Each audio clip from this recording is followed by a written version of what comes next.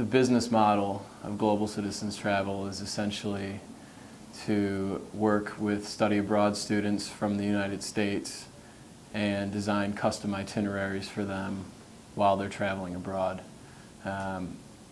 Thousands more students every year are leaving their domestic campuses to go abroad, not only to study, but to also travel. Given this, there's obviously a lot of travel companies out there in the world, a lot of them country-specific or region-specific, but where we really came in was allowing students to have one central travel company that was going to be able to offer them trips globally and be kind of a central source for them to plan custom itineraries.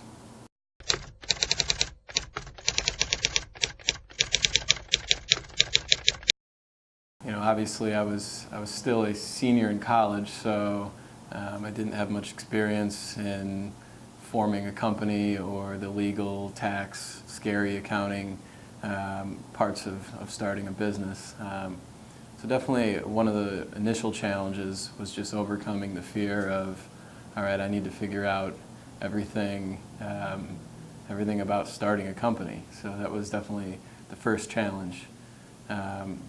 After that, the next challenge was deciding, you know, where to focus my energy and how to grow it quickly without taking on too much. So what we started to do was focus on specific groups of students and really narrow in on a niche market that I knew that we could access, namely the semester at sea program that I had just come back from. I knew exactly where the next group of students was going to travel, so it was an easy, natural fit for us to target those students for custom trips.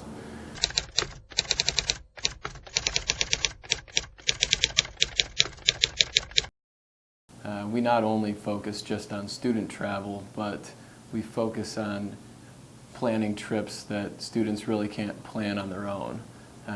You know, we don't try to pretend like students can't book a train ticket from point A to point B. We know that they can do that. Where our value add comes in is that we offer an end-to-end trip that they might not ever be able to plan on their own. We had a recent trip in Morocco where using some of our local guides, we had them drive 6-7 hours into the Sahara Desert and spend the night at a campsite right in the middle of the Sahara, underneath the stars, with 350-foot rolling dunes all around them. So it's something that, you know, students aren't going to be able to drive out there on their own. They wouldn't know where they were going to go. And it's not something that you could go onto Expedia or Kayak and book on your own. So.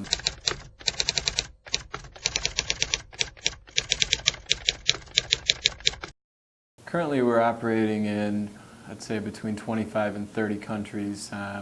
We focus on places that are close to hubs that study abroad students are at, but also very unique places. So, for example, countries like Vietnam, India, South Africa, Brazil, Morocco, Argentina, places like that are popular travel locations that have really unique things to do that might not be very easy for students to travel through.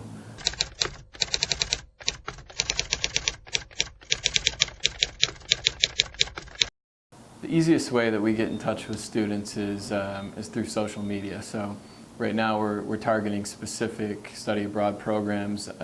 Semester at Sea is our largest that we target, and a lot of social media is used by those organizations before the students study abroad. So specifically Facebook has a lot of groups on it that we can access and get the word out about our trips. Other than that, as we've grown, our word of mouth has really helped get the word out for us.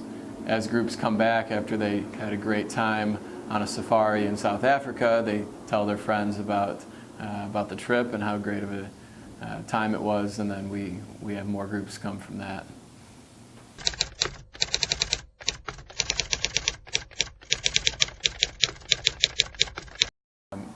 Our sales have been almost $1 million to date, and we've been profitable since our first quarter that we started.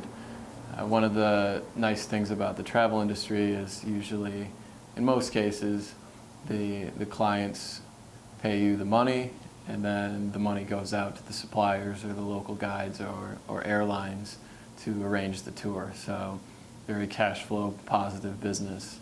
Our margins have improved as we've attracted larger groups. A lot of times you might price a trip at a break-even point for, say, 10 or 12 students, and really the incentive is to get large numbers. So as the groups get large, margins will improve.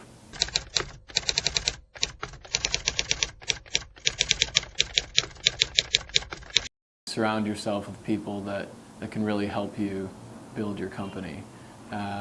There's a couple pieces of that. First is finding mentors and a support system, whether it's a family member who started a business, other young entrepreneurs, a lawyer that can help you focus on the company structure, an accountant who can help you figure out the tax side of it.